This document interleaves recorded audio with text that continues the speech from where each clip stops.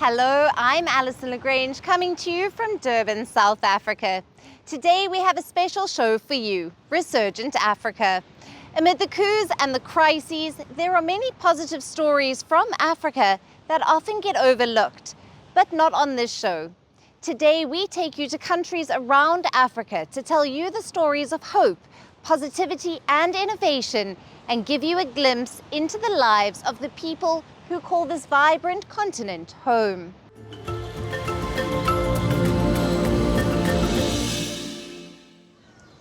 These narrow lanes of slums in Kenya's capital Nairobi carry the burden of the stories of many living in them. Amidst a maze of rusty iron sheets, people navigate their daily chores. These little shacks made of tin sheets instead of walls are what they call home. Many of these makeshift houses lack toilets and running water, and alleys trickle with sewage. Yet, against all odds, this slum is a place of hope. Many residents hope to eventually move to a permanent dwelling, and the government's affordable housing plan is one way to achieve that. But it costs around $3,800 for a one-room government house, and raising this sum of money is a long struggle for many in these slums. Tungependa kuishi kwa nyumba better. We would really love to move into better houses, but we do not have the money to afford them. Those government houses are like a dream for us, but our incomes simply don't allow it. Under a housing plan launched in 2022, the William Ruto government aims to build 250,000 houses each year. But so far, they have been able to build only 50,000 houses a year. And out of these, only 1,000 address low and medium income earners. But as the cost of living crisis in the country spirals out of control, innovation has become key to Kenya's affordable housing ambitions. The gradual rise of 3D house printing has emerged as a beacon of hope. Along the Nairobi Expressway stands a structure which is a testament to Kenya's innovation. The compact one-story building stands out from the country's modern malls and high-rise apartments. From a distance, its magnolia-coloured walls look like they have ropes coiled tightly around them. But it isn't rope. This is what one of the first 3D printed houses looks like. Construction tech company 14 Trees is driving Kenya's gradual shift to 3D houses. A machine layers special mortar to form concrete walls, replacing the traditional brick-and-mortar method. This cuts the building time by several days. The company CEO says the technology can help address the huge housing need on the African continent. The housing need on the continent is huge. It's more than 2 million houses here in Kenya. It's more than 10 million in Nigeria. And we know that if we want to clear that backlog, we need to build differently. We need to build at scale, with speed, and with low carbon materials. And this is what construction 3D printing makes possible, so that we clear that backlog soon. 14 Trees says it takes around 2 to 3 days to build the walls of a one-story home, which, going by the conventional method, would take 2 to 3 weeks. And the company promises to build an entire house from foundation to finishings in less than 2 months. Although the firm has cracked the technology to reduce the building timeline, these houses are yet to overcome affordability barriers. These 3D homes, like many traditionally built ones, remain beyond the reach of most Kenyans. A 2-bedroom house costs $22,000 and a 3-bedroom one costs $29,000. But localizing operations is expected to bring down costs. Kenya's urban population makes up a third of the country's total population of more than 50 million. Of those living in urban areas, 70% live in informal settlements marked by a lack of basic infrastructure. And for a problem so large, Kenya's housing crisis receives remarkably little attention. But the rise of 3D housing will likely change that. It may still take a long time for it to compete with brick and mortar, but change is already underway. As more people move away from traditional cement and brick structures and embrace new forms of living, a paradigm shift in Kenya's housing sector is likely imminent.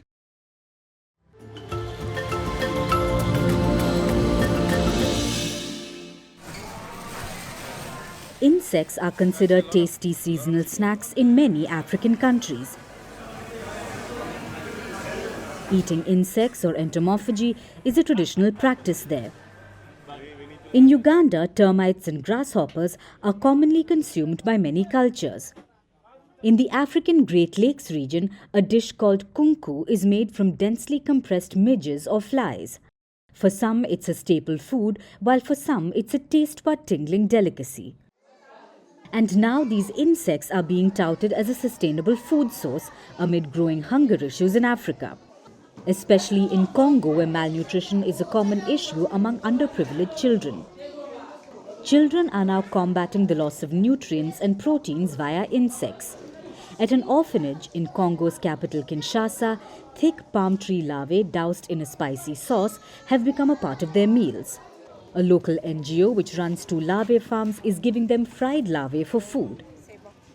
Tout début, l'idée c'était d'essayer de At the very beginning, the idea was to try to respond to the problems of deprived children living in orphanages. And we realized that just organizing visits wasn't going to solve the real problem. We realized that there was a serious problem of malnutrition and lack of nutrients among children, especially those under 5. So we thought, here's what we can do to solve this problem once and for all. Why not put in place a sustainable solution that can address both child malnutrition and environmental problems? So we turned to insects. For centuries now, people living in several parts of Africa have been consuming insects. But in a time like today, where climate change is wreaking havoc on the planet, population growth is putting additional pressure on resources. The practice of eating insects has made a comeback. Moreover, advocates of insect consumption say that the nutritional value in insects are high. As you know, it's not easy for everyone to have access to meat products. It's not easy. So we had to turn to proteins. Sustainable proteins, in particular from insects, because this has been scientifically proven. Meat does not have a higher concentration of protein than insects.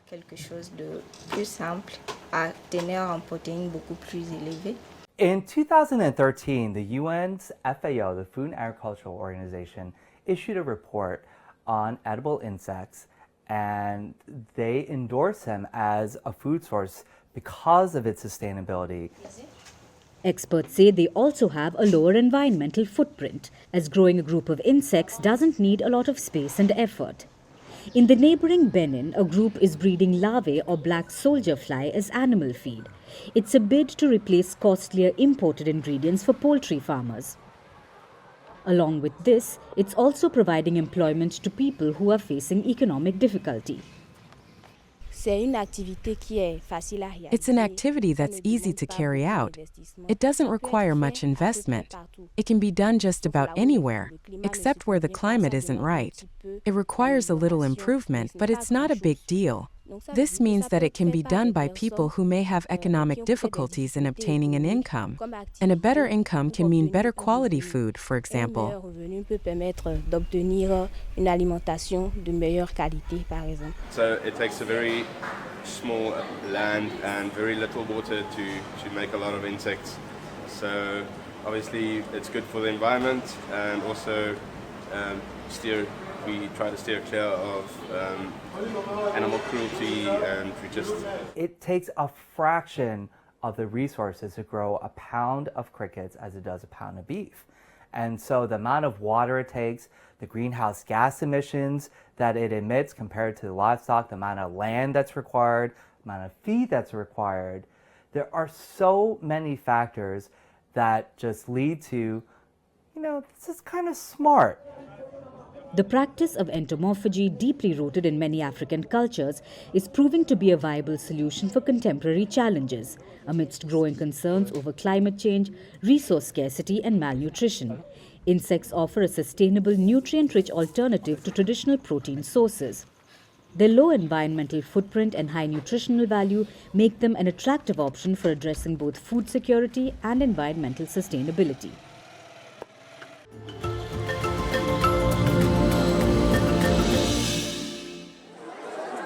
Climate change is no longer a distant threat, but a pressing reality.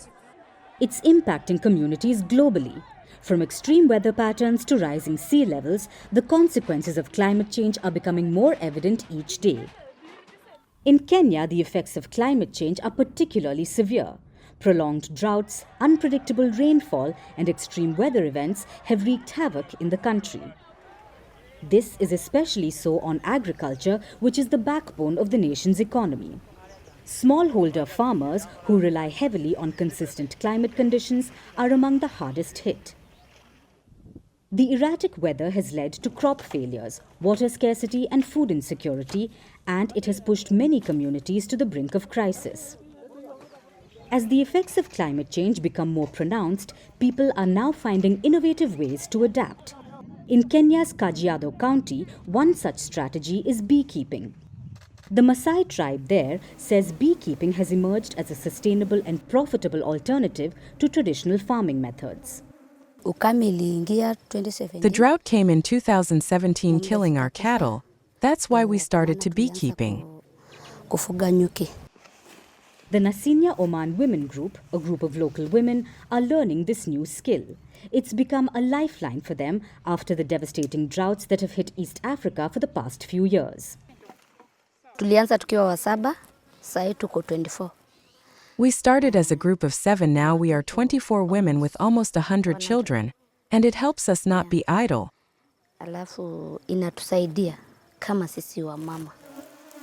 Dressed in their bee suits, they head to the hives every day. Residents say beekeeping gives them quicker returns than cows or goats, where they have to wait at least 1 year to sell the newborns. Milking cows is easy, but the challenge is preservation. Bees are more challenging to harvest, but the remuneration is quicker compared to cattle. Julius Yere, the local community leader, inspects the hives carefully as they have become the community's livelihood. We are educating women because they used to sell milk, and with the number of cattle going down, there is no milk to sell. They do not have an alternative. Despite having found an alternative source of income, they still care for their cattle. Climate change is threatening their way of life, and they are finding their own way to adapt. While climate change presents formidable challenges, it also offers opportunities for innovative solutions like beekeeping. And as communities continue to adapt, it's crucial for global efforts to support these initiatives, ensuring a sustainable future for everyone.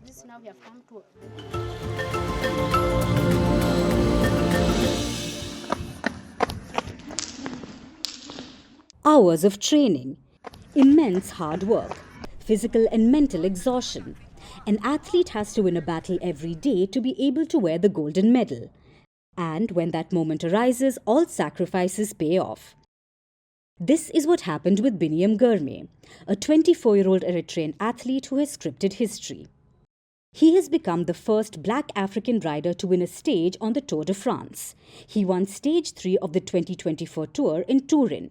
He defeated British cyclist Mark Cavendish. Soon after winning the tournament, Gurme took to social media to say, "Let me open the door. It means a lot personally for me and the continent of Africa," he added. Gurme is the third African to win the Grand Boucle. Before him, South Africans Daryl Impey and Rob Hunter have claimed the title. This win marks the Eritrean cyclist's second Grand Tour stage win. He won his first title with the 2022 Giro d'Italia's sprint race. The Tour was his next goal. However, in his first attempt last year, he found the level to be higher than any other race. The intensity of the Tour de France caught him by surprise. Yeah, the first thing, it's a different race. It's totally different than in races, even totally different than the Monument, let's say. Also, like Giro d'Italia, it's a Grand Tour, but the atmosphere, also the level of the riders, especially on the sprint stage, it's crazy. I just knew the sprint stage, it starts from, 10K, but in the Tour it's already blocked the road 55K, even 60K.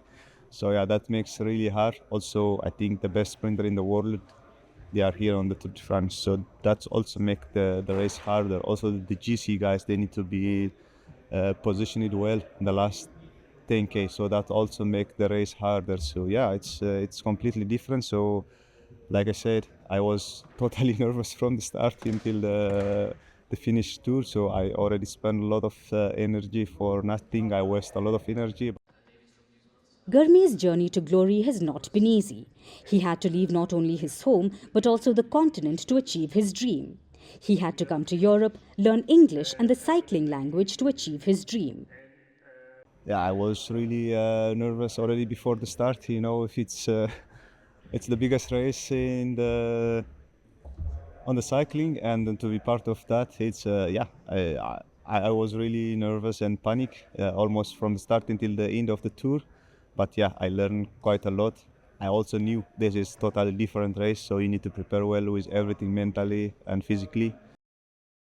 Since childhood, Gurmeet was influenced by Slovak cyclist Peter Sagan, and he eventually grew up to follow his model's footsteps. Gurmeet is now eyeing the 2024 Paris Olympics.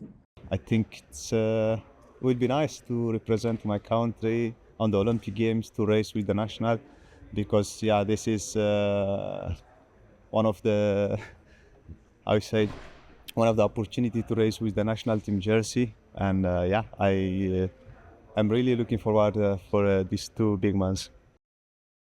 The journey could be long, the challenges could be many, but as they say, success comes to those who refuse to give up. Gurmeet's relentless efforts towards his dream is a living example of that.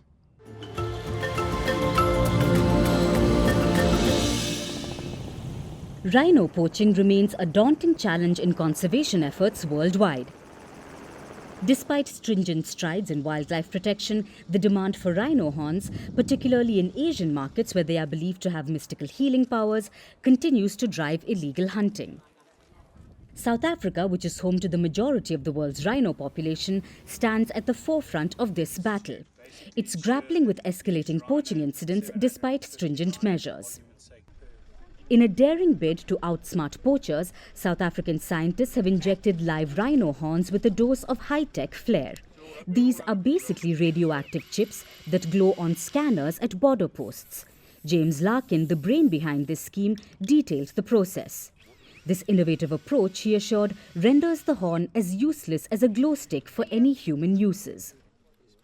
We are also doing this because it makes it significantly easier to intercept these horns as they are being trafficked over international borders, because there is a global network of radiation monitors that have been designed to prevent nuclear terrorism, and we're piggybacking on the back of that. One is to render the horn totally useless, not consumable by human beings. It's essentially poisonous for human consumption, for whatever needs people use this for. But also importantly, through the detection systems that we have at airports, any rhino that is being transported through our airports will be detected because of the radioactivity. The process is fairly an easy one. They tranquilize the rhino first, after which it gently snoozes on the grassy ground. A small hole is drilled to insert the chip, and the procedure completes with a flourish by spraying 11,000 microdots over the horn surface. The rhino feels no discomfort during the operation. The rhino remains intact with its horn. It's able to continue to engage with its fellow rhinos in a socially meaningful way, and in that sense, it's a non-destructive, non-invasive way in which we're trying to deal with the problem. The radiation level is so low that it poses no threat to the rhinos or their environment. We tried to poison the horns. That didn't work. Dehorning doesn't work. Nothing works. But this is something you can't destroy. You can't throw it away. And it petrifies people, you know. Oh, it's radioactive, so we got to run. That's what we want. But this process doesn't end here. The post-op procedures are also vital for the chips to work. All the blood samples and things have been taken now at this preliminary time. We follow up again in 6 months. Final blood samples are taken, and then we can do all of the analyses that we need to show that these rhinos are going to be protected from now into the future. Despite government efforts, poaching remains a serious concern. In 2023 alone, 499 rhinos fell victim, marking an 11% increase from the previous year. However, this project offers a glimmer of hope. 20 rhinos are now equipped to trigger detectors at global border posts. Originally meant to deter nuclear threats, experts say this is a game changer in the battle against wildlife crime. With an estimated 15,000 rhinos in South Africa, this initiative is crucial for their survival. And that's all we have for you in this week's episode of Resurgent Africa. Thank you for watching. Stay tuned to Firstpost.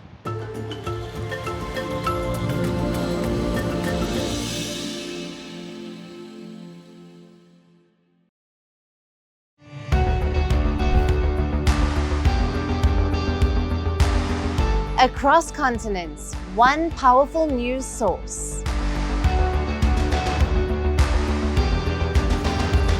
Bringing you diverse perspectives on the issues that matter.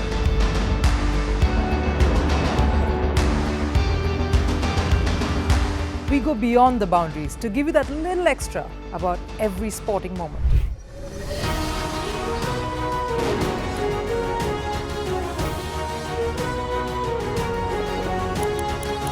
So thank you for making Firstpost 5 million strong. We're counting on your support, and you can trust us to bring you the news unfiltered and unvarnished.